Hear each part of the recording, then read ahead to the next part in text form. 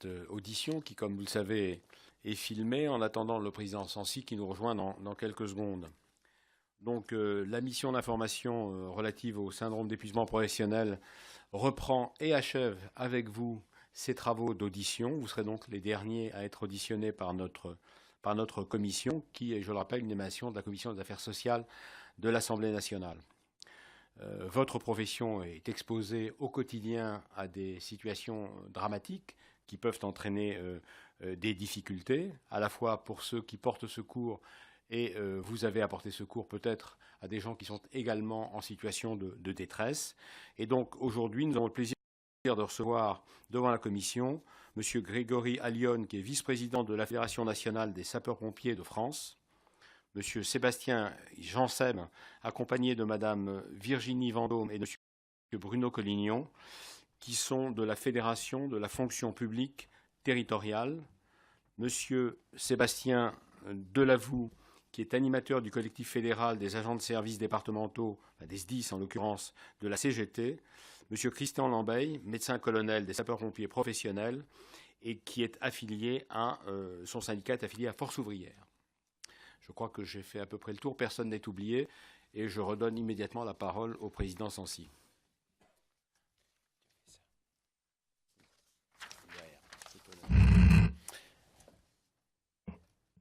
Bien, ben alors non, nous allons tout simplement commencer cette audition. Je crois que Gérard a introduit, voilà, a procédé à l'introduction du président. Nous allons directement vous donner la parole, puisque nous sommes par ailleurs en période de Sainte-Barbe.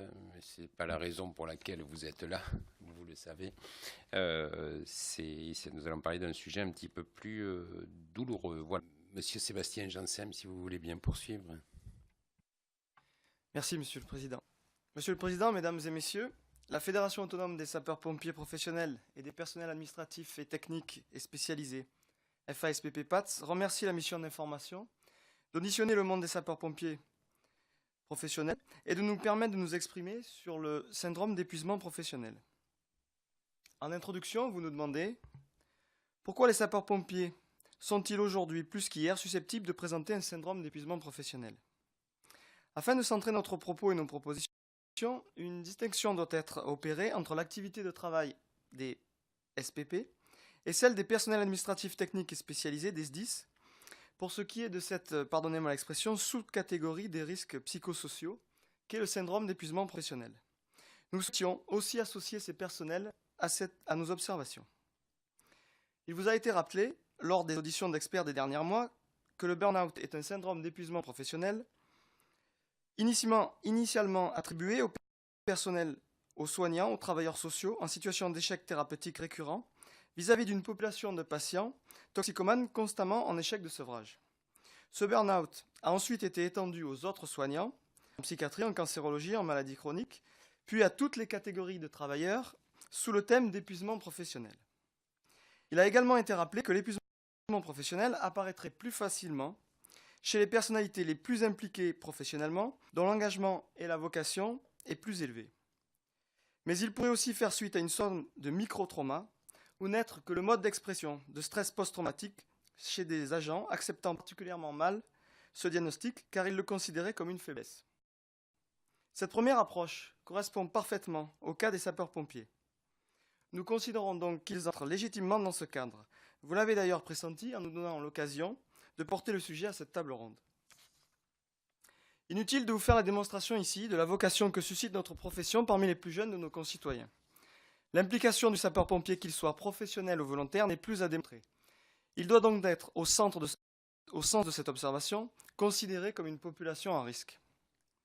Le sapeur-pompier, bien qu'il s'en défende, subit quotidiennement une exposition à des images sanglantes, à des situations particulièrement tragiques, à des risques plus ou moins maîtrisés, ou au décès de collègues en service.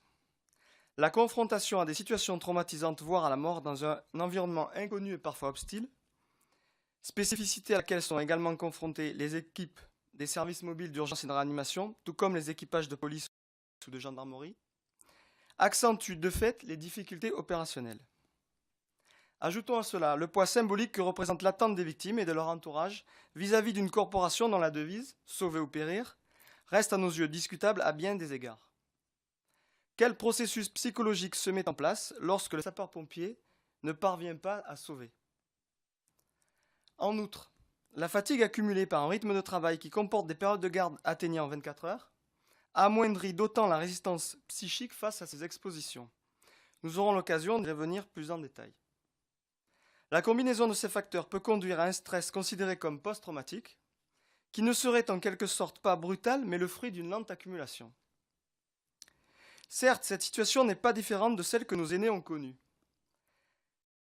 Mais les symptômes de ces atteintes répétées à l'équilibre psychologique sont aujourd'hui différents des cas d'alcoolisme ou de dépression connus dans notre environnement professionnel et dont on refusait de considérer jusqu'alors qu'ils pouvaient se rattacher à un phénomène lié au travail.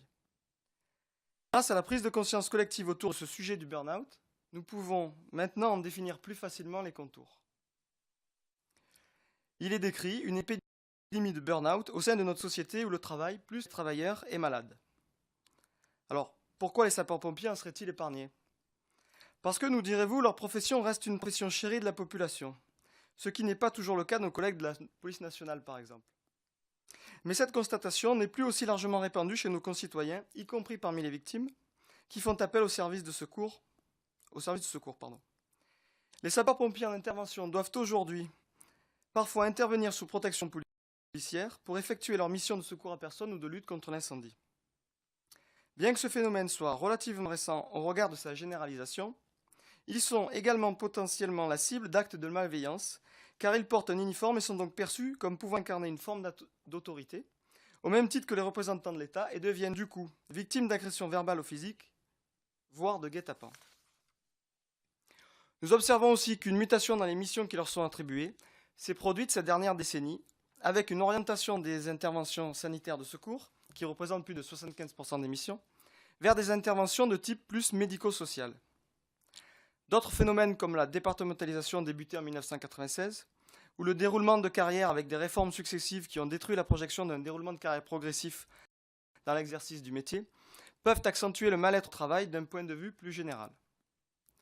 Ces situations décrites comme autant de signaux faibles pourraient d'ailleurs être mises en parallèle avec celles vécues par nos collègues sapeurs-pompiers volontaires. Il n'y a pas ici de différenciation dans l'approche et le positionnement qu'ont les sapeurs-pompiers par rapport à leur métier ou leur activité. Leur très forte implication est identique quelle que soit la position. Et la présence aujourd'hui de la Fédération nationale des sapeurs-pompiers de France, représentative des seuls sapeurs-pompiers volontaires, nous conforte dans l'idée que le SPV est un travailleur à part entière, donc soumis au risque d'épuisement professionnel. Plus généralement, les SPP sont des fonctionnaires territoriaux avant tout, et ces situations d'épuisement professionnel que l'on découvre dans la fonction publique territoriale leur sont aussi dévolues malheureusement. Et c'est d'ailleurs en élargissant notre focus ici qu'il faut associer nos personnels administratifs et techniques, avec une difficulté majeure identifiée pour tous, représentée dans l'exercice d'un management intermédiaire dit de proximité. Pour conclure, nous constatons un retard et une faiblesse des employeurs publics dans le domaine de la prévention primaire notamment. Seuls 13,6% des SDIS ont adopté un plan de prévention des RPS dont fait partie le burn-out. Par exemple, concrètement, comment répondre à un des critères obligatoires du diagnostic préalable à la mise en œuvre d'un plan de prévention, comme le taux de consultation du médecin de prévention, alors que tous les SDIS n'en sont pas dotés. Il y a donc aussi au sein des SDIS, comme trop souvent dans la fonction publique, des causes organisationnelles de survenance de ces cas d'épuisement professionnel, car ils passent au travers d'une prévention mise en œuvre jusqu'à présent sans grande conviction et sans l'expression réelle des compétences. Nous vous remercions de votre attention. Ça nous permettra d'engager une discussion si vous le permettez. En tout cas, je vous remercie de vos premières contributions qui sont une approche à la fois générale mais étayée d'exemples précis, évidemment. Je voudrais préciser que, parce que c'est quelque chose que j'ai ressenti dans vos présentations, évidemment, dans la plupart des enquêtes, à la fois l'engagement et le travail sont considérés comme des sources d'épanouissement d'abord, et qu'il est important par ailleurs d'insister sur les éléments négatifs, ou en tout cas sources de pathologies pathogènes, parce que c'est notre responsabilité, mais il ne s'agit pas évidemment de dire que toute forme d'engagement, et notamment chez les sapeurs-pompiers, n'est que n'est que pathogène et n'est que négatif. Je crois que vous avez tous insisté là-dessus. Peut-être avant de laisser la parole au rapporteur pour des questions, je vous en poserai une. Bon, vous avez insisté sur le fait que le dépistage était, pour le dire simplement, un peu compliqué, notamment dans la profession, qu'il s'agit des sapeurs-pompiers volontaires ou des sapeurs-pompiers professionnels. On a relevé des recensements des taux de suicide qui sont élevés. Évidemment, si vous êtes... si nous avons demandé de venir, c'est parce que nous avons été alertés sur sur cette difficulté, d'une part, et on peut penser que les sapeurs-pompiers font face à des situations qui sont humainement, psychologiquement difficiles. La condition physique demandée est de très haut niveau en général, et je me demandais si au fond, d'abord, ce dépistage qui a l'air un petit peu plus difficile qu'ailleurs, à votre avis, à quoi il est dû ? Est-ce que c'est le caractère hiérarchique peut-être que vous pourrez répondre, colonel, là-dessus.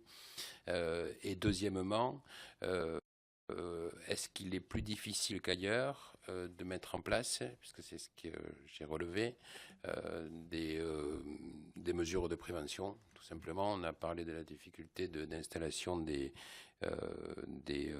plans de prévention des risques psychosociaux, etc. Comment ça se fait, au fond, que ce soit plus difficile qu'ailleurs ? Oui, je vous remercie de me donner la parole. Je vais tenter de répondre à la question que vous venez de poser, à savoir pour quelles raisons le dépistage est-il plus complexe finalement chez les sapeurs-pompiers qu'ailleurs. Mais tout simplement du fait de la personnalité. Alors, je suis moi-même médecin du travail, médecin officier supérieur de sapeurs-pompiers. Et évidemment, le dépistage est plus complexe parce que le sapeur-pompier lui-même refuse, mais vous l'avez déjà eu dans vos colloques d'experts, l'explication que finalement cet épuisement professionnel, elle n'est pas acceptée par le travailleur qui l'a subi. Il ne souhaite la comprendre, la percevoir que très tardivement.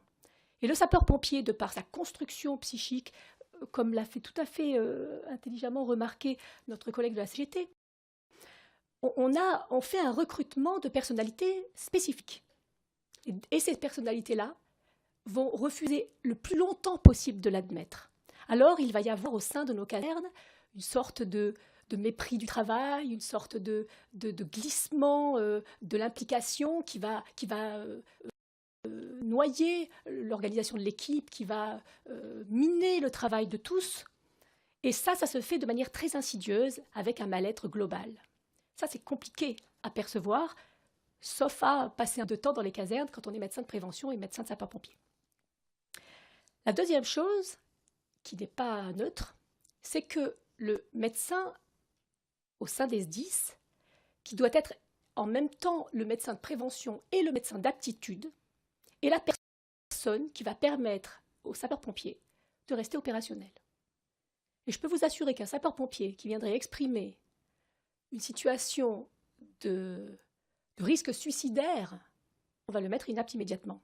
Or, on sait tous que le travail, quand il est fait de bonnes conditions, il empêche le passage à l'acte. Vous imaginez bien, à ce point de la situation grotesque presque dans laquelle on est, c'est qu'on tourne en rond, on voit les situations se dégrader, on voit nos services de médecine préventive recevoir de plus en plus d'agents qui expriment une douleur au travail, nos plus jeunes qui nous disent on ne poursuivra pas cette profession jusqu'au bout, et nos plus anciens qui nous disent j'aurais peut-être pas dû faire ça comme métier. Et ça, c'est grave pour un métier qui, vous le comprenez bien, est le métier le plus chéri des Français et celui qui donne l'idée du plus grand aboutissement que l'on puisse avoir. Donc quand on est au sein de ces structures, je peux vous assurer que nous sommes effrayés et nous sommes ravis d'être reçus aujourd'hui. Je ne voudrais pas prendre le sujet, vous avez raison de l'aborder, puisque l'Observatoire national du suicide le fait, par le sursuicide des sapeurs-pompiers. Je voudrais plutôt que vous m'expliquiez, et pour rebondir sur ce que vient de dire le docteur Vendôme, dans ce métier qui est un métier d'engagement et qui est vu effectivement de façon extrêmement positive par l'ensemble des Français, un petit peu la chaîne de toutes les difficultés que vous avez de façon assez large pointées. Alors effectivement, on pointe plus souvent des difficultés que la réussite du quotidien de vos équipes, qui est réelle. Donc je voudrais premièrement que vous me parliez du recrutement et de ces fameux tests que vous faites passer, semble-t-il, aux sapeurs-pompiers qui vont être engagés. Je voudrais que vous me disiez la déperdition réelle que vous avez entre le nombre des candidats et le nombre de ceux qui finalement ne donnent pas suite à partir d'un certain moment à leur engagement initial. Je voudrais que vous me disiez en termes d'accidentologie, de déclaration ou de maladie à déclaration professionnelle, où vous en êtes statistiquement, si vous en avez. Je voudrais que vous me disiez pourquoi, selon vous, en tout cas, c'est probablement une question à la fois pour les syndicalistes et pour le directeur de SDIS, pourquoi il n'y a que 13%, c'est ça, des SDIS qui ont un plan de RPS, et comment vous réagissez vis-à-vis de ça. Je voudrais que vous me disiez comment il se fait que les SDIS en France, alors, vous pourriez me renvoyer à la tutelle, hein, ou aux tutelles, pardon, n'ont pas de médecin de prévention. J'avoue qu'après vous avoir entendu, indépendamment du lien à la population, des difficultés du métier et du fait que ce métier doit effectivement bénéficier de conditions particulière parce que le stress que vous rencontrez au quotidien est maximal. Ce que je voudrais plutôt, c'est que vous me racontiez finalement de l'entrée jusqu'au quotidien d'un SDIS, que vous connaissez tous, puisque vous vivez tous ce métier, que vous me racontiez un petit peu les choses. Vous m'avez parlé d'un nombre d'heures incalculable de travail. Je voudrais que vous me donniez un exemple de planning, parce que j'ai l'impression quand même que, si je résume, hein, le sentiment que j'ai eu en vous entendant, qu'il y a des équipes qui aujourd'hui ont du mal à être complètes, qui agissent 24 heures sur 24, toujours en sous-nombre, enfin, ils ne sont pas suffisants en nombre d'équipes, et donc toujours sur le terrain, et donc à risque d'épuisement permanent, et qu'à la fin des fins, si je ne sais pas quels sont les volumes d'heures de sapeurs-pompiers professionnels et volontaires, là aussi, j'ai senti une dichotomie, alors que vous dites à la fois qu'il y a une dichotomie dans les carrières, que je ne maîtrise pas bien, hein, et une dichotomie, non pas sur le terrain, puisque sur le terrain, les deux font le même métier. Et vous ne pouvez pas demander à un citoyen de faire la différence entre un professionnel et un volontaire. Pour lui, c'est un pompier qui rend le secours qu'on attend de lui. Donc, ce nombre on a noté les chiffres tout à l'heure, hein, plus de 40 000 professionnels, près de 200 000 sapeurs-pompiers volontaires, enfin, c'est considérable. Dans ce nombre de professionnels, finalement, est-ce que nous devons, à la fin de cette audition, avoir le sentiment qu'il y a un malaise extrêmement profond dans ce corps auquel les Français sont tellement attachés, ou que, au contraire, ici où il y a évidemment des conflits employeurs-salariés, ce qui est bien normal dans un pays démocratique, et vous pouvez vous exprimer, ou est-ce que vous manquez de lieu, et c'est ce que j'ai pu entendre avec le docteur Lambeille, où vous pouvez exprimer ces difficultés, et peut-être qu'on reviendra sur des notions plus précises comme la responsabilité, le nombre de procès peut-être qui peuvent être faits, soit à la tutelle, soit directement en responsabilité. Alors, est-ce que ça, je vais dire une bêtise, mais parce que je ne suis pas juriste. La responsabilité des individus eux-mêmes, ils peuvent être responsables même s'ils sont fonctionnaires territoriaux. Responsabilité pénale, d'accord. Voilà. D'abord, donnez-moi une idée du corps et de comment il marche, hein, et ensuite répondons à des questions plus précises. Et une nouvelle fois, ce que vous êtes en train de me dire, c'est, me semble-t-il, il est censé me dire le contraire s'il pense le contraire, c'est ce qu'on entend dans les entreprises privées. Cette hiérarchisation, cette difficulté du management, etc. Or, j'avais le sentiment, mais peut-être est-ce que je me trompe, est-ce que c'est ça, cette organisation qui s'est faite un peu à marche forcée, et vous l'avez très justement rappelé quand même, hein, est-ce que c'est ça qui est une des pierres angulaires de l'épuisement professionnel de certains dans vos équipes, ou est-ce que c'est l'engagement, le surengagement et la difficulté, l'exposition des sapeurs-pompiers au quotidien, finalement, aux difficultés, à la lourdeur de leur métier, qui fait que il s'épuise au sens classique que l'on donne à l'épuisement professionnel pour tout individu, même s'il y a des spécificités, et vous êtes un métier spécifique. Vous voyez ce que je veux dire? Quel est le poids de la structure, finalement, dans cette réalité? Et ça, on sait que nous, les modifications des organisations entraînent des difficultés significatives sur une partie des individus, pas tous, heureusement, et ils restent minoritaires. Ou est-ce que c'est le métier lui-même qui est un métier tellement haut risque que finalement il est, je ne dirais pas, on imaginerait dans une étude prospective qu'on va trouver plus d'épuisement professionnel, plus de suicides dans ce métier particulier. Monsieur Collignon voulait parler, je crois, je ne sais pas si c'est là-dessus. Enfin, ça va être très complémentaire, hein, y compris par l'intervention de mon collègue Sébastien Janssen. Moi, simplement, monsieur le rapporteur, peut-être vous dire avec regret que sur quelques-unes de vos interrogations, nous ne pourrons pas apporter de réponse précise. Et l'élu départemental, si j'ai bien compris que vous êtes ou que vous avez été, ne me démentira pas. La libre administration des collectivités locales fait qu'aujourd'hui, chaque service départemental d'incendie et de secours, en matière notamment de temps de travail, organise les choses dans une enveloppe qui est vraiment très très large, de la manière qui lui semble la plus adaptée. Ça me paraît important de rappeler ce préalable, parce que malheureusement, nous ne sommes pas en capacité aujourd'hui, dans notre pays, de donner une clé de lecture sur l'épuisement professionnel qui serait directement liée au régime de service, puisque, pardonnez-moi de me répéter, d'un département à l'autre, vous avez parfois des écarts qui sont significatifs. Et j'ajouterai volontiers au nom de l'organisation que je représente, la Fédération autonome, profondément inéquitable, puisque ce sont tous des agents de la fonction publique territoriale, régis par un même statut, et avec une charge de travail et une pression opérationnelle variable d'un département à l'autre. Et avant de laisser la parole à mon collègue Sébastien Janssen, simplement vous dire que vous avez, de mon point de vue, une analyse très pertinente sur les deux entrées. Et peut-être cette profession, parce que justement, elle est par définition tournée vers l'accompagnement des plus démunis dans notre société, que ce soit par un accident de la vie imprévisible ou par une situation de grande précarité. Je ne vais pas revenir sur ce qui a été développé au préalable, sur le transfert de l'urgence qui se fait aujourd'hui malheureusement vis-à-vis des personnes en grande détresse sociale ou psychosociale. Et ce qui peut sembler quand même éminemment paradoxal, c'est qu'au fond, alors que nous avons au quotidien, et volontairement je m'affranchirai dans le domaine des missions, du statut, qu'on soit volontaire ou sapeur-pompier professionnel, lorsque nous sommes en mission sur une activité de secours à personne par exemple, le statut importe peu sur la manière finalement de conduire la mission. Par contre, ce que peuvent ressentir les femmes et les hommes qui à ce moment-là incarnent une mission de service public, d'urgence et de secours, devrait de notre point de vue être accueilli avec une bienveillance toute particulière de la part de l'organisation même du travail et in fine de la hiérarchie.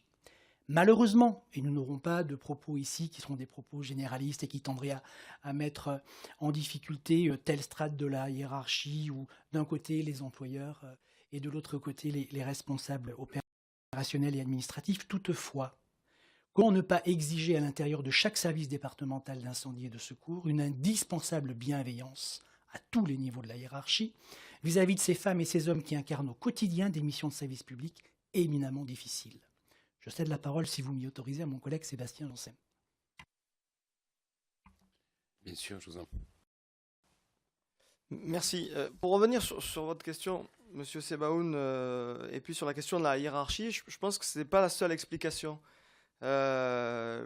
Effectivement, une organisation pyramidale pourrait, in fine, apporter des dysfonctionnements et créer un mal-être général au travail. Mais on a aussi cette spécificité, on l'a commencé à l'aborder dans nos différentes déclarations, de cette notion de stress post-traumatique qui s'insinue petit à petit dans l'esprit de nos collègues et qu'on n'arrive pas à combattre ou dont on n'a pas encore les moyens. Et puis, cette organisation pyramidale, finalement, elle n'est pas un frein aux solutions qu'on pourrait apporter en termes de prévention des risques psychosociaux. Parce qu'on a l'exemple, et un exemple qui a été reconnu par tous, l'exemple de la gendarmerie, qui, au dernier comité de suivi RPS, a présenté un plan qui a été salué à la fois par les représentants de l'administration et les organisations syndicales présentes, comme un modèle du genre, avec pourtant une organisation pyramidale, puisque c'est un corps d'armée, mais en revanche qui a pris les rênes et avec quelque chose qui est vraiment un modèle du genre. Alors pourquoi on a, nous, de notre côté, seulement 13% des SDIS qui mettent en œuvre un plan de RPS? D'ailleurs, d'abord, on a une situation très hétérogène des SDIS en France, et on l'a évoqué, la libre administration des collectivités. Chaque SDIS est un établissement public qui, en quelque sorte, évolue. Oui, on peut dire ça sur la distribution du budget, on peut dire ça sur la discussion nécessaire des organisations et de la hiérarchie avec les autorités départementales. On ne peut pas dire ça sur la nécessité de mettre un plan RPS en route. Malheureusement, c'est le cas. Les statistiques que j'évoquais sont tirées du bilan hygiène et sécurité de la DGSC de 2015. Il y a en plus des incohérences, puisque 9% des SDIS ont seulement réalisé l'évaluation des risques psychosociaux, qui aurait dû être terminée dans l'accord en 2014. Alors, ça veut dire que 9% des SDIS ont fait une évaluation, et 13% des SDIS ont déjà fait un plan. Donc, ça veut dire qu'il y a une partie des SDIS qui ont fait un plan sans avoir fait d'évaluation. Vous voyez, il y a des... Alors, je vais rebondir. Vous avez des organisations syndicales et vous avez, j'imagine, des membres qui repèrent les anomalies, qui les combattent au quotidien, en tout cas qui les font remonter. Vous me dites 9%, ce qui est quand même extraordinairement peu.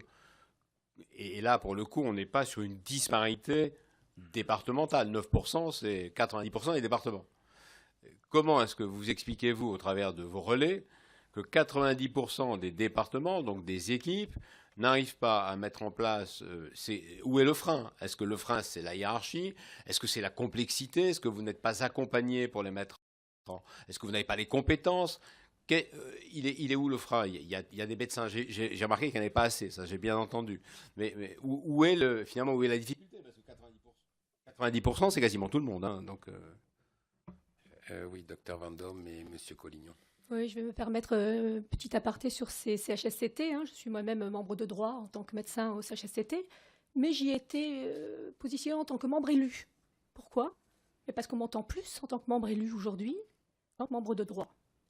C'est quand même navrant, véritablement navrant, qu'avec les ressources internes que nous avons, nos officiers de sapeurs-pompiers, ce sont des experts en évaluation des risques. Ils font des écoles pour ça. Ils sont une compétence extraordinaire pour ça. Mais on ne les affecte pas à des missions pour évaluer les risques. Je suis sidérée de voir que dans des grosses 10, qu'on en est encore à trouver des moyens et des biais de répondre aux obligations par l'évaluation des risques psychosociaux en uniquement annonçant les chiffres d'accidents de travail, d'arrêt maladie ou de consultation auprès du médecin de prévention. L'évaluation primaire du risque n'est pas faite. La réflexion globale n'est pas faite. La prise en compte des problématiques organisationnelles, c'est-à-dire le risque psychosocial en tant que tel, n'est pas faite. Alors évidemment, monsieur a raison, on n'a pas fait non plus l'évaluation du risque travail, conditions de travail. Donc peut-être faudrait encore changer le terme. On l'a changé il y a 3 ans pour la fonction publique en CHSCT. On va peut-être le mettre CHS avec un O en plus pour organisationnel. Maintenant, vous êtes dans cette commission, vous tentez d'infléchir ou de voir comment vous pourriez introduire dans le droit quelque chose de supplémentaire. Vous interrogiez beaucoup des interlocuteurs précédents sur l'intérêt ou pas de la reconnaissance en maladie professionnelle, tant du stress post-traumatique que de l'épuisement professionnel. Alors, en tant que médecin du travail, je vous dirais oui, mettez-nous une reconnaissance. Non pas qu'elle soit intéressante, mais au moins ça va signifier à ceux qui croient que ça n'existe pas, que ça existe, quoi. Parce qu'on en est encore là.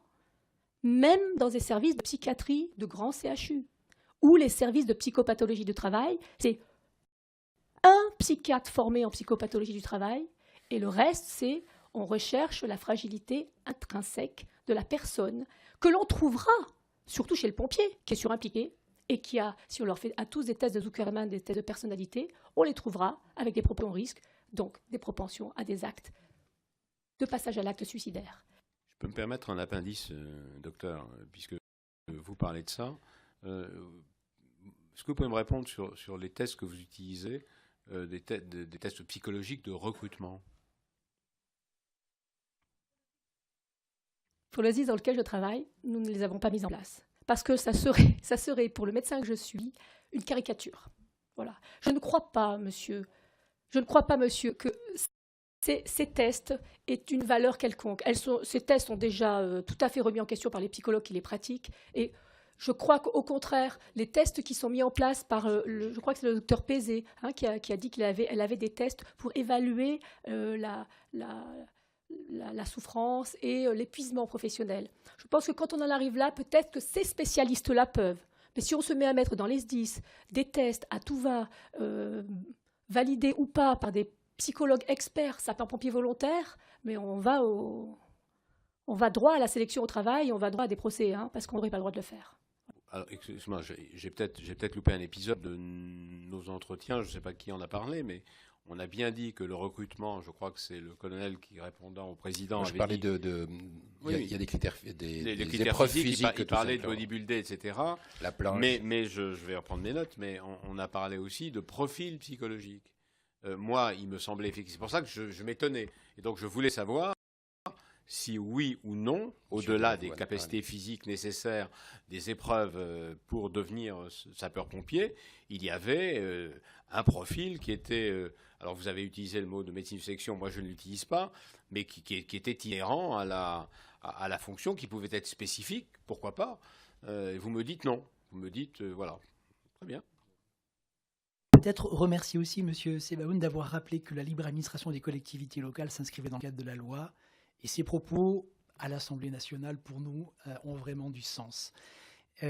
Si je me permettais ce tout petit retour en arrière, et bien évidemment que je répondrai de manière très synthétique à vos questions, c'est que, vous l'avez bien perçu, l'intervention de mon collègue Sébastien Janssen, quand il pointe le chiffre affligeant, malgré tout, d'absence de prise en compte des dispositions législatives et réglementaires sur la prise en compte et la prévention des risques psychosociaux, ça ne peut pas être mis en lien avec la libre administration des collectivités locales. Et pour que mes propos soient très clairs, et surtout pour que le représentant de la fédération ici, par ailleurs directeur départemental, ne se sente pas visé, lui qui a eu la transparence de dire qu'effectivement, peut-être que son SDIS n'est pas exemplaire, j'ai presque envie de dire c'est pas grave, parce que moi, je ne doute pas de sa volonté, notamment sur cet aspect-là, de faire en sorte que les choses puissent aller dans le bon sens. Toutefois, on est sur un problème culturel. Dans notre échange, on peut aussi aborder ces thèmes-là. Vous avez parlé de qualité de vie au travail. L'ex-ministre de la décentralisation et de la fonction publique, Madame Maryse Lebranchu, nous a proposé, entre autres, un accord RPS. Il n'a pas été signé par toutes les organisations syndicales représentatives. La Fédération autonome l'a signé. Qualité de vie au travail, ça a été un flop, on peut se dire ça aussi entre nous, mais parce qu'il n'a pas été soutenu majoritairement par des organisations syndicales qui sont représentatives dans le champ de la fonction publique. Je crois pouvoir dire ici, sans me tromper, que sur QVT, la Fédération autonome est la seule organisation présente cet après-midi à avoir encouragé de ses voeux la mise en place de ce dispositif, qui certes n'apportait pas une réponse satisfaisante et j'ai presque envie de dire totale sur tous les enjeux liés à la qualité de vie au travail, mais c'était une première étape. Est-ce qu'on n'est pas capable dans ce pays de procéder par étapes, et y compris dans une profession comme la nôtre? Pour répondre à votre question, monsieur le rapporteur, sur les enjeux de rémunération, se rappeler ici, et peut-être que ma position, qui est bien sûr d'avoir été sapeur-pompier professionnel pendant une trentaine d'années, mais d'occuper maintenant des fonctions beaucoup plus larges sur l'ensemble des 3 versants de la fonction publique, avec un siège au Conseil commun, au Conseil supérieur, ça me permet peut-être de faire ce lien qui m'apparaît indispensable, et notamment pour répondre à votre question. Les sapeurs-pompiers professionnels, agents de la fonction publique territoriale, sont recrutés à des échelles de rémunération qui correspondent à l'échelle de rémunération des agents de catégorie C quand ils sont en catégorie C, avec l'indice qui va bien. Le régime indemnitaire qui est associé, qu'on peut évoquer ici très tranquillement, de fait et de plein droit, est lié à une indemnité dite de feu, 19% du traitement de base, une indemnité de logement éventuellement de 10%, mais j'ai presque envie de dire, tout ça, si on ne le connaît pas les uns les autres sur le bout des doigts, on peut très facilement aller le chercher. Mais en tous les cas, pour ce qui concerne la fédération que je représente ici avec Virginie Vendôme et Sébastien Janssen, la problématique de l'épuisement professionnel, du burn-out, peu importe la terminologie qu'on peut y mettre, de notre point de vue, est totalement Pas déconnecté. tout à fait. De notre point de vue, pardonnez-moi d'insister, après on peut avoir des points de convergence et je n'en discute pas, est totalement déconnecté de l'enjeu rémunération. Aujourd'hui, la demande de reconnaissance, ce n'est pas une reconnaissance monétaire. Je ne suis pas en train de vous dire que tous les agents de la fonction publique ont un niveau de rémunération satisfaisant, ce n'est pas mon propos. Mais on ne traitera pas l'enjeu, mais je sais que ce n'était pas non plus la question de fond, on ne traitera pas l'enjeu de l'épuisement professionnel sur une prime supplémentaire. Pas plus dans la fonction publique territoriale chez les sapeurs-pompiers que dans le monde de l'hôpital, chez les travailleurs sociaux ou chez nos collègues de la police nationale. Enfin, de notre point de vue, l'enjeu est bien ailleurs, mais je pense ne pas devoir convaincre beaucoup de personnes dans cette salle. Il me semble que nous avons tous la même analyse, une analyse de société civile pour le coup. Par contre, vraiment des enjeux de reconnaissance, de la légitime aspiration au bien-être au travail. Enfin, bon sang, que dans une profession comme celle de sapeur-pompier, on ait envie de venir prendre sa garde, qu'elle soit de 12 heures, de 8 heures, de 24 heures. J'ai presque envie de dire qu'on soit en mission de sapeur-pompier volontaire ou professionnel, mais qu'on y vienne avec le plaisir d'assumer une mission de service public. Peut-être que si votre rapport, Monsieur le Président et Monsieur le rapporteur, permettait de faire bouger les lignes sur cet aspect-là, nous aurions ensemble le sentiment d'avoir passé une après-midi particulièrement constructive, ce qui est d'ores et déjà le cas. Alors, moi j'ai un élément, parce que vous devez avoir ça dans vos bilans. Est-ce que vous êtes en capacité de nous dire, en termes d'absentéisme, quelle qu'en soit la raison, et d'addiction, est-ce que vous avez des chiffres qui, dans le monde des sapeurs-pompiers, sont des indicateurs, comme dans d'autres mondes, dans d'autres champs, qui vous inquiètent, notamment, je parle peut-être aux représentants syndicaux, mais aussi aux médecins engagés. Est-ce que vous avez des chiffres qui vous inquiètent ou pas, par rapport à ce que, aux comparaisons, dans le temps? Est-ce qu'il y a des différences? Est-ce qu'il y a plus d'addiction qu'avant? Et à quoi? Est-ce qu'il y a plus d'absentéisme qu'avant et sous quelle forme? Peut-être un petit élément de réponse. Alors, les chiffres, évidemment, comme je vous l'ai fait remarquer tout à l'heure, malheureusement, on commence à peine à comprendre qu'on peut en faire quelque chose. Donc, on les aura. Par contre, la perception du médecin de prévention et du médecin d'aptitude que je suis dans mon activité quotidienne, me permet de vous dire que, comme dans la population générale, les déviances addictives, elles restent sur l'alcool, elles se font sur d'autres produits, elles se font sur des conduites à risque, qu'elles soient d'ordre sexuel, d'ordre utilisation de machines qui vont vite, de sport extrême. Voilà pourquoi nos pompiers aiment, on le reprenait, les spécialités de secours en montagne, les spécialités de plongeurs, parce qu'ils doivent se nourrir. Ils doivent nourrir leur corps, leurs besoins psychiques de ce substrat. Quand au travail, ils ne peuvent plus l'avoir, ils ne se reconnaissent plus dans ce qu'on leur demande ou dans ce qu'on leur indique de faire. L'informatisation, elle est arrivée aussi chez nos pompiers. Donc ils font de l'informatique, ils font des rapports et ils les refont. Et ils commandent leur masse par l'informatique, leur masse, leur matériel de protection individuelle. Enfin, tout est devenu compliqué. Faire changer la roue d'un camion, ça passe par une procédure. On a complexifié le travail, c'est-à-dire qu'on a déconnecté, mais comme partout en France, dans toutes les sphères du travail, et on n'est pas exempt de ça. On a déconnecté les gens qui créent des procédures pour gérer l'argent public, et c'est leur rôle de créer des procédures, de la réalité de travail de celui qui effectue la mission au bout. Et je suis navrée parce que ceux qui créent les procédures comprennent qu'elles ne servira pas forcément à améliorer les conditions, mais on le leur demande et ils le font, parce qu'ils sont loyaux à la structure à laquelle ils appartiennent. Donc, pour terminer, pour reprendre la question que vous aviez posée et essayer d'être un petit peu synthétique, les accidents de travail sont chez les sapeurs-pompiers bien au-dessus des chiffres des arrêts maladie, des arrêts de travail d'une manière générale. Les chiffres dans la fonction publique sont sortis là il y a quelques jours. On n'est pas du tout dans le même thème chez les sapeurs-pompiers. On a une accidentologie au travail qui est bien plus importante. On peut imaginer que les risques sont plus élevés. Également. Absolument, avec beaucoup d'accidents au sport qui restent. Et on est content nous les médecins de prévention, d'avoir l'activité physique et sportive au sein du travail de nos sapeurs-pompiers. On ne veut surtout pas l'enlever, hein, parce que je ne sais pas comment on récupérera nos sapeurs-pompiers en fin de vie professionnelle si on n'a pas ça au milieu, hein, parce qu'on les détruit, nos sapeurs-pompiers. Hein. Le rapport que le docteur Lambeille a fait sur la mortalité de nos sapeurs-pompiers est alarmant. Hein. On choisit nos hommes, on est la seule profession où on choisit nos hommes, et où ils ne partent pas à la retraite au bout de 15 ans. Hein. Donc on n'est pas l'armée, nous on les garde les 35 ans ou 40 ans de travail d'un fonctionnaire. Et Non, c'était pour vous faire préciser un point, docteur Vendôme, qui m'intéresse dans ce que vous dites. Vous dites que dans l'accidentologie, qui est au-delà évidemment de la fonction publique territoriale classique, vous avez beaucoup d'accidents, mais qu'une partie est liée à l'activité sportive à l'intérieur même de la journée de travail de celui qui continue à être en condition, plutôt, je ne sais pas, je ne connais pas les chiffres, plutôt que l'accident en opération. Vous pouvez me préciser ça parce que...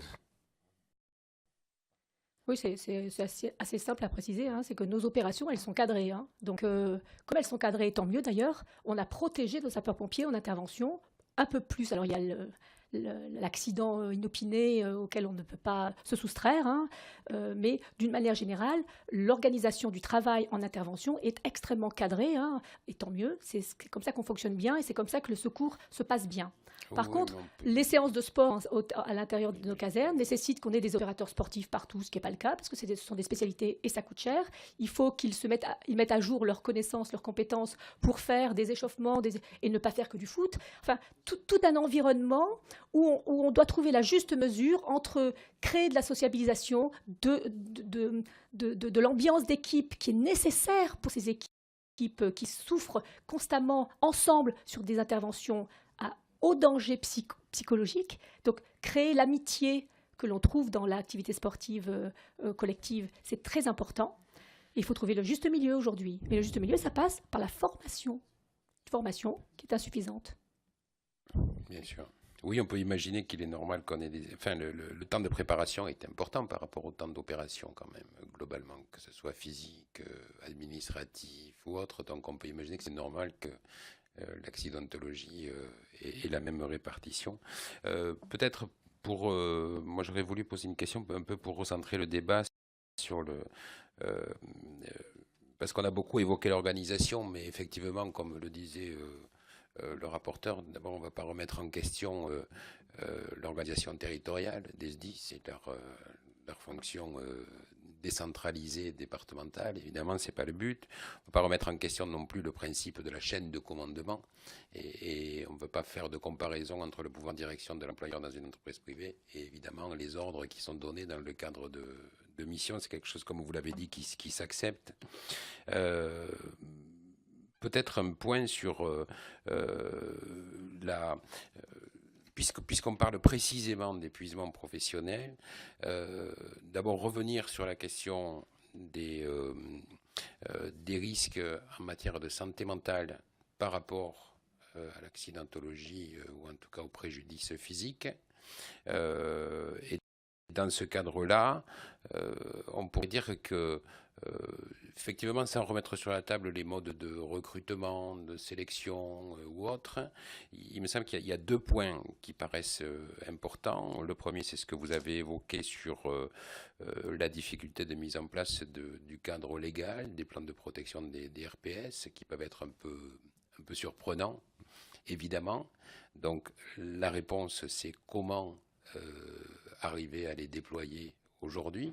Et est-ce que c'est important, est-ce qu'une recommandation est majeure ça, c'est évident que ça, c'est pas ici que ça se décide, mais en tout cas, la volonté, évidemment, c'est une volonté publique et qui ne dépend pas que des sapeurs-pompiers, mais ça paraît très important. Le deuxième, c'est si on dit que voilà, il y a à peu près 3 volets qui se séquencent, il y a la question de la prévention. La prévention, elle souffre de lacunes, d'après ce que vous dites. Il y a la question du dépistage. Le dépistage souffre également cruellement de lacunes. Et après, il y a la question de thérapeutique et réinsertion, au fond, qu'on n'a pas trop évoqué, mais qui peut aussi peut-être souffrir des mêmes lacunes si les 2 précédentes étapes sont ignorées. Est-ce que vous avez des des processus ou des procédures particulières, justement, comme on peut le retrouver dans d'autres métiers, et dans d'autres métiers publics, comme chez les policiers ou chez les enseignants, par exemple. Voilà, des procédures particulières sur cette troisième étape, sachant que les deux premières, prévention et dépistage, sont apparemment largement sous-appliquées.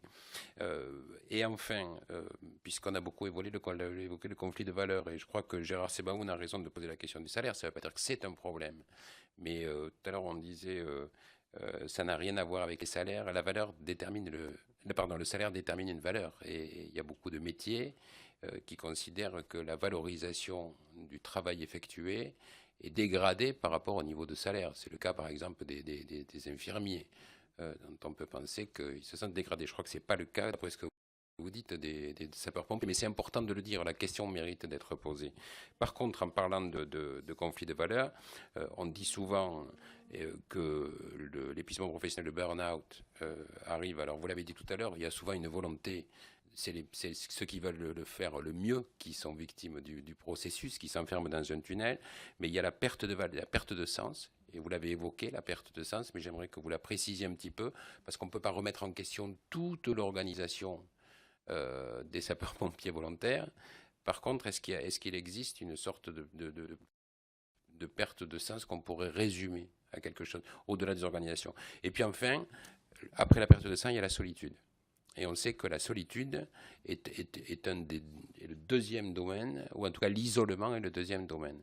Est-ce que cet isolement est quand même un phénomène qu'on peut constater aujourd'hui, c'est-à-dire que face à la difficulté du métier, au traumatisme que ça peut susciter, voilà, la difficulté à parler. Est-ce que ça manque de psychologues, par exemple? Est-ce qu'il y en a suffisamment? Et pourtant, on sait qu'il y a beaucoup de psychologues qui aimeraient bien travailler chez les sapeurs-pompiers. Monsieur Janssen, et puis Monsieur Lambey et Monsieur Delavou. Oui, donc, juste pour préciser, effectivement, sur la thérapeutique et les procédures qui sont associées, je voudrais vous dire que, à notre sens, quand on en arrive là, c'est qu'il y a eu un échec de la prévention. Et quand les pompiers interviennent, en général, c'est qu'il y a eu un échec de la prévention. oui, aussi. voilà. Et en ce qui concerne ce sujet-là, c'est clairement le cas. Pour peut-être définir la perte de sens, elle peut se trouver, alors non pas dans la valorisation pécuniaire, mais surtout dans la valorisation d'une carrière. On l'a évoqué ici en déclaration liminaire. On a une réforme de la filière qui a pour effet pervers, si les conseils d'administration ne jouent pas le jeu, de nommer les gens au grade supérieur, de voir des sapeurs-pompiers qui ont tenu des fonctions pendant plusieurs années et qui, à l'aune d'une réforme, perdent ces mêmes fonctions. Et je parle là de chef d'agré, ce qu'on appelle chef d'agré, d'un engin incendie ou d'un véhicule d'assistance aux victimes. Voilà. C'est-à-dire que je ne suis pas nommé au grade supérieur de manière administrative, donc forcément, je ne peux plus exercer la fonction pour laquelle j'ai été formé et pour laquelle j'ai été valorisé jusqu'à présent. Ça, c'est une perte de sens, et ça, c'est quelque chose qui inquiète beaucoup les sapeurs-pompiers. Alors, c'est ce qui aussi a amené les derniers mouvements sociaux. Hein. Voilà. Et puis, sur la solitude, vous parlez de solitude et d'isolement, on pourrait rattacher ça à la garde de 24 heures. On a constaté effectivement que cette garde de 24 heures, puisqu'elle est articulée sur un rythme, je travaille 24 heures, j'ai 48 heures de repos, et j'enchaîne comme ça un jour sur 3 tout au long de l'année, on a une cassure du lien social, à la fois à l'intérieur de la famille, où le conjoint, les conjoints finalement se croisent, les sapeurs-pompiers, hommes ou femmes, qui sont dans ce rythme-là, sont plus éloignés de l'éducation des enfants. Et il y a aussi le lien social qui se distend parce que on se replie vers des collègues qui ont le même rythme de travail. Là, vous définissez le champ de la prévention, précisément. En fait, parce que vous avez raison, oui. Mais qu'est-ce qu'il faut faire?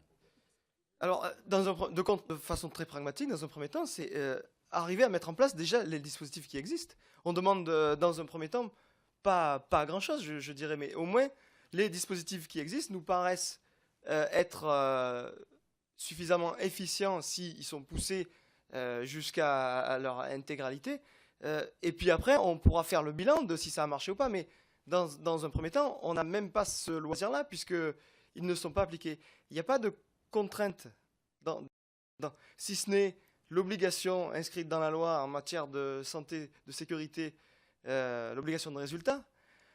Mais c'est quelque chose sur lequel nos directeurs départementaux sont, pour certains, sont loin, parce qu'il faut attendre un accident. On l'a vu cet été dans un autre domaine, mais sur les feux de forêt, par exemple, c'est un autre domaine.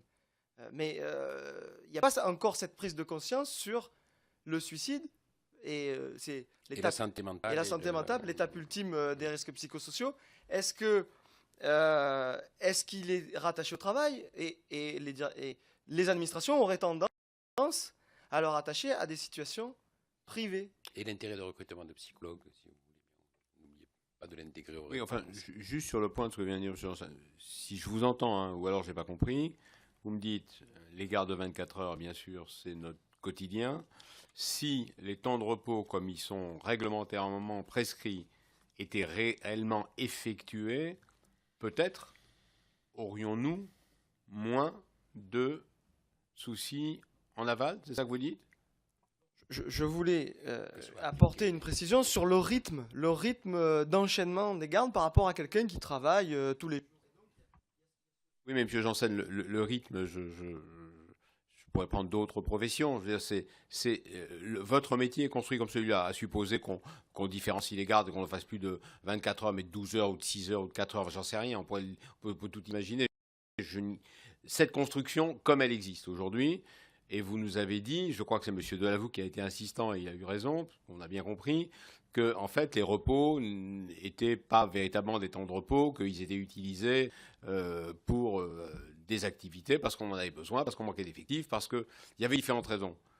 Ma question, elle est claire. Est-ce que si réglementairement les choses étaient clairement du repos pour du repos, est-ce que ça changerait quelque chose dans ce que vous observez aujourd'hui en termes d'épuisement professionnel, quelle qu'en soit l'origine? Et là, je ne mets ni en exergue l'organisation ni l'individu. C'est l'individu dans son milieu. Est-ce que si on est réglementairement au taquet, est-ce que c'est mieux? Et est-ce que ça change quelque chose? C'est déjà, à mon sens, un premier élément de repos physique réel qui permet au corps et au métabolisme de se régénérer. C'est déjà un premier élément, effectivement. Et notre collègue a eu raison d'insister là-dessus. Il n'est pas systématiquement respecté. Le repos de sécurité n'est pas systématiquement respecté dans nos SDIS aujourd'hui. Voilà. Je suis très clair là-dessus, mais c'est effectivement un premier élément sur lequel on pourrait jouer. D'accord. Docteur Vendôme. Et puis, une petite précision sur les gardes de 24 heures. Hein, notre représentation syndicale prône le passage en 12 heures, hein, pour toutes ces raisons, et en particulier parce que nous avons la conscience, comme tout le monde, que nous avons un vieillissement de notre population au travail, et qu'une garde de 24 heures, quand on a 30 ans, on l'assume. Quand on a 40, elle commence à piquer un peu. Quand on a 50 ou 55 ans, je peux vous assurer que le lendemain, on n'est pas clair. Hein, et on doit retourner à la maison avec son véhicule, avec l'accident de service. Et parfois, on est rappelé, parce qu'on est plus ou moins cadre, puisqu'on a 55 ans, on a une pertinence, on doit faire des formations. On est dans quelque chose d'anormal. Il faut absolument que nos SDIS prennent en compte, quand on ne peut pas budgétairement passer du 24-12, parce qu'on comprend qu'il y a des contraintes budgétaires, au moins commencer à l'asseoir dans une réflexion, au moins pour les plus anciens, et l'inscrire très tôt dans la conscience collective de nos sapeurs-pompiers, qu'à un certain âge, ils seront passés sur un rythme de travail différent, pour pas qu'ils le subissent comme une sorte de stigmatisation de ce qu'ils sont devenus. C'est pas drôle de vieillir, c'est drôle pour personne, probablement encore moins pour un sapeur-pompier qui a une forte estime de ce que doit être son corps pour poursuivre son travail. Le vieillissement, il le ressent à chaque intervention qu'il fait au fur et à mesure de la vie. Et je pense que dignement, ces personnes devraient, à partir d'un certain âge, et j'estime que 50 ou 55 ans, ce n'est pas un âge à partir duquel on pourrait commencer à le proposer, de passer en 12 heures de jour et de nuit, et à partir de 60 ans, peut-être de ne faire que des jours. comprenez bien qu'aujourd'hui, on va avoir des sapeurs-pompiers qui, jusqu'à l'âge de 67 ans, pourront être opérationnels. Donc, si on ne commence pas à réfléchir à cette démographie médicale, je peux vous assurer que ces gens-là n'auront aucune capacité psychique à absorber leur vie de travail, leur dégradation personnelle et ces micro-traumas qui vont continuer à exister. Docteur Vendôme, qu'on soit, là encore, j'essaie d'avoir les choses les plus claires possibles. Est-ce que cette notion de passer de 24 à 12 heures, j'ai bien compris qu'il y a cette notion du vieillissement qui doit être regardée et pourquoi pas utilisée comme un levier. Mais est-ce que cette histoire de 24-12 heures, c'est quelque chose qui est porté par votre organisation ou c'est quelque chose qui est déjà largement débattu de façon inter-organisation ou est-ce que c'est une idée que vous avez lancée qui est, voilà, c'est une idée portée par vous, point. C'est quoi? Oui, alors on est sur effectivement un objectif de santé et sécurité et on a l'idée que la garde de 24 heures qui vient d'être interdite en Belgique pour ces raisons-là, par le Premier ministre d'ailleurs, pourrait passer en 12. Mais effectivement, il y a un débat entre organisations syndicales, il y a un débat entre même sapeurs-pompiers d'une même organisation syndicale. Là-dessus, certains départements sont allés sur un choix ou d'autres, mais certains départements ont aussi fait appel à un sondage pour arriver à avoir le ressentiment des agents. On fait des sondages pour savoir dans l'organisation des gardes, est-ce que... Ça dépend des pyramides des âges, ça dépend des prix. Voilà, un sondage interne au service départemental incendie pour savoir aussi ce que les agents souhaitent faire en termes d'organisation de travail, plutôt des gardes de 24, plutôt des gardes de 12. Là-dessus, le débat, il est constant depuis quelques années. Comme à l'hôpital. Non, mais prenons l'exemple de l'hôpital. Aujourd'hui, les gardes infirmières, c'est 12 heures. Et on sait que c'est au-delà de ce qu'il faudrait faire, puisque l'épuisement est réel, incontestablement, puisque l'intensification du travail est formidable, et que tous les temps, je dirais, où on peut un tout petit peu relâcher prise, n'existent à peu près plus. Bon. Mais quand on interroge les infirmières, j'espère qu'il y en a qui écoutent, beaucoup ont construit leur propre vie autour de ces 12 heures. Et donc aujourd'hui, il n'y a pas de consensus, loin de là, pour revenir sur cette construction, même si c'est un débat. Donc c'est ça la question que je vous pose. Je crois que M. Collignon voulait s'exprimer. Merci, colonel. Et là encore très brièvement, Monsieur le Président, sur un élément qui, de notre point de vue, relève du paradoxe. Nous parlons depuis maintenant plus de 2 heures d'une profession qui a aussi été reconnue au travers de sa dangerosité. C'est la loi qui a clarifié cette situation-là et qui, malgré tout, continue d'organiser son rythme de travail sous la forme de cycles de 24 heures, ce qui ne se rencontre quand même pas beaucoup ailleurs chez les 5,4 millions d'agents de la fonction publique, tous versants confondus. Première interrogation. Deuxième interrogation. Quand vous faites partie de cette profession et que vous êtes soumis à un sentiment d'épuisement professionnel, vous vous dites manifestement ça devient très difficile pour plein de raisons qui ne nous appartient pas forcément d'ailleurs de décliner ici. Sébastien Janssen l'a rappelé dans notre déclaration liminaire, ce n'était pas simplement un élément de sémantique. L'une des devises qui aujourd'hui fédère cette corporation avec un esprit de corps très fort, chez les volontaires comme chez les professionnels, c'est sauver ou périr, c'est courage et dévouement. Qu'est-ce qui se passe intellectuellement dans la tête d'un sapeur-pompier, femme ou homme, qui à un moment donné est dans la situation de devoir évoquer avec sa hiérarchie, avec le médecin du service, qu'il ne se sent plus forcément en capacité de respecter, d'assumer cette fameuse devise et ainsi.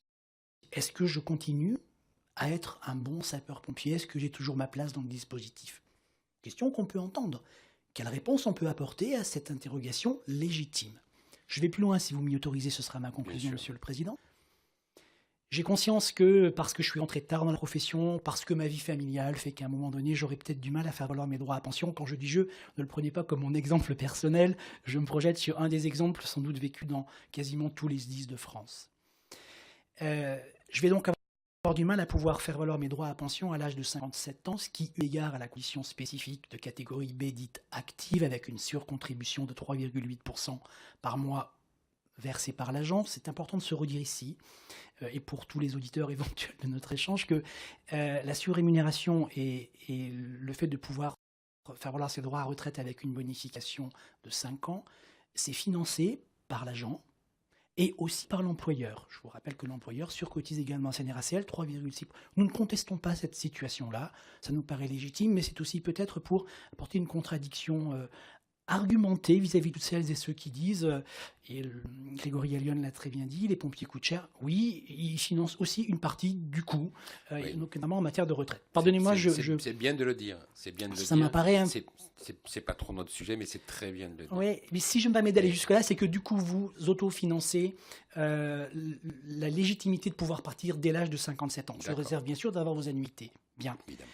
Sauf que, Monsieur le Président, si vous considérez qu'à 48 ans, vous n'en pouvez plus, et que, par chance, la fonction publique, 3 versants confondus, vous offrerait d'éventuelles perspectives de reconversion professionnelle, de rebondissement, d'autres carrières valorisantes, exploitant au sens noble du terme, vos compétences acquises, votre expérience acquise. J'ai la faiblesse de penser qu'un pompier, pendant une trentaine d'années, il est capable d'exprimer des compétences dans un autre contexte, y compris dans une autre filière. Sauf que, là où ça devient très compliqué, c'est que là on vous dit, mais madame, monsieur, vous avez été pompier pendant une trentaine d'années, peut-être même 32, 33 ans. Or, pour obtenir et pour maintenir ce bénéfice d'une carrière avec bonification que vous avez autofinancée au sein de la CNRACL. Là, vous parlez des professionnels. Absolument. Bien sûr. Absolument. Pardonnez-moi, oui, d'avoir, en tous les cas, sur ce plan-là, Non, on parle bien de statut. Que ce soit clair pour ceux qui Non, nous mais écoutent. vous avez parfaitement raison de rappeler ce point fondamental. Il n'en demeure pas moins vrai que vous n'avez pas le choix. Vous êtes condamné, je pèse mes mots, à conserver ce statut de sapeur-pompier professionnel jusqu'à la fin de votre carrière. On n'est pas en train de dire qu'il ne faut pas tout mettre en œuvre pour permettre à tout sapeur-pompier qui le souhaite de pouvoir terminer dignement sa carrière au sein de cette corporation dont vous l'aurez compris au travers des échanges passionnés qui sont les nôtres, que nous partageons effectivement des valeurs communes, y compris avec nos collègues volontaires. Mais l'une des questions de fond, Monsieur le Président, pardonnez-moi d'insister, c'est quel dispositif statutaire d'accompagnement on offre à ces femmes et ces hommes qui n'ont pas démérité, mais qui n'ont pas d'autre choix que de dire « j'en peux plus, mais je ne peux pas le dire, parce qu'à un moment donné, je risque de le payer » dans mon déroulement de carrière. Deuxième élément, je suis condamné à terminer sapeur-pompier, même si encore une fois, je vais le payer très cher, y compris dans les premières années de ma retraite. Prenons les chiffres sur les décès pour cause de cancer, mais là encore, je pense que les médecins autour de cette table l'évoqueraient beaucoup mieux que moi. Regardons le taux de mortalité dans les 5 ans qui suivent la fin de l'activité professionnelle chez les sapeurs-pompiers professionnels. Sans doute que d'autres professions, ici, on n'opposera pas les infirmières aux pompiers ou les policiers aux gendarmes. C'est pas du tout dans la façon d'aborder le sujet au sein de la fédération autonome. Pour autant, nous avons là aussi... Alors, je mesure qu'en évoquant cette situation-là, peut-être que je viens complexifier un petit peu la situation, mais en complexe. tous les cas, voilà. Ne pas l'évoquer, ce serait de notre point de vue une faute, en tout cas au sens des valeurs syndicales que nous défendons. Et ce serait peut-être aussi ne pas inviter la Commission, au travers de son rapport, de pointer aussi cette réalité-là. Il y a des solutions, répondre il y à en a. l'importance des perspectives, évidemment, quant à la recherche de sens sur un métier. Ça, on est complètement d'accord. Merci beaucoup. Donc, si vous aviez une préconisation à faire à la Commission, dans l'ensemble du champ extrêmement large qu'on a essayé de survoler un tout petit peu aujourd'hui, ça serait laquelle? D'accord. Monsieur Janssen. Merci, Monsieur le Président. Donc, de notre côté, pour conclure, juste vous indiquer, en 2015, la Fédération autonome de la fonction publique avait signé favorablement le projet d'accord cadre qualité du travail. Nous continuons à penser qu'il peut être un outil supplémentaire au renforcement à la source d'une prévention primaire indispensable pour minorer le plus possible en bout de chaîne ces survenances de cas de burn-out. Les formations à destination de managers de proximité, les groupes de parole réservés aux agents sont autant d'outils permettant soit de détecter, soit de désamorcer chez certains les signaux faibles précurseurs d'une dépression, d'un trouble anxieux ou d'un stress post-traumatique lié à leur environnement professionnel. D'un autre côté, la reconnaissance et la valorisation de l'engagement professionnel sur des aspects déontologiques mériteraient d'être plus largement développés. La profession de sapeur-pompier professionnel a eu tendance à un moment donné, dans le cadre de l'entretien professionnel, à valoriser effectivement plus des fonctions administratives aux dépens de fonctions opérationnelles du terrain. Et ça, c'est quelque chose que nos collègues ressentent aussi comme, en quelque sorte, une non-reconnaissance de leur pratique de terrain et de ce pourquoi ils sont rentrés dans cette profession. Et enfin, la prise globale des facteurs de pénibilité, incluant des perspectives de reconversion professionnelle, telles qu'évoquées dans le livre blanc du Conseil supérieur de la fonction publique, demain la fonction publique territoriale, en lien avec la mise en place d'un compte personnel de prévention de la pénibilité dans la fonction publique, serait de nature à prévenir de manière significative les situations d'épuisement professionnel. Ça rejoint un peu ce qui a été dit par le colonel Allione sur le fait qu'on puisse continuer à acquérir le bénéfice du reclassement tout en changeant de filière. Voilà. Et puis, pour terminer, vous indiquez qu'effectivement, peut-être une dernière préconisation et à la limite des plus simples à mettre en œuvre, c'est d'abord demander aux services départementaux incendie de mettre en œuvre réellement les dispositions réglementaires. Voilà, je le répète, je suis désolé d'insister là-dessus, mais de mettre en œuvre les dispositions réglementaires qui existent. Je suis persuadé qu'elles pourraient déjà régler une partie de ces problèmes-là. Je vous remercie. Si vous le permettez, Monsieur le Président, nous vous adresserons une contribution écrite. Évidemment, bien sûr. Voilà, de tout ça. Et merci à mes collègues ici présents et je vous remercie de nous avoir aussi entendus sur ces points-là. Merci beaucoup. C'est nous qui vous remercions les uns et les unes et les autres d'avoir accepté notre invitation qui n'était pas une convocation, vous l'avez bien compris.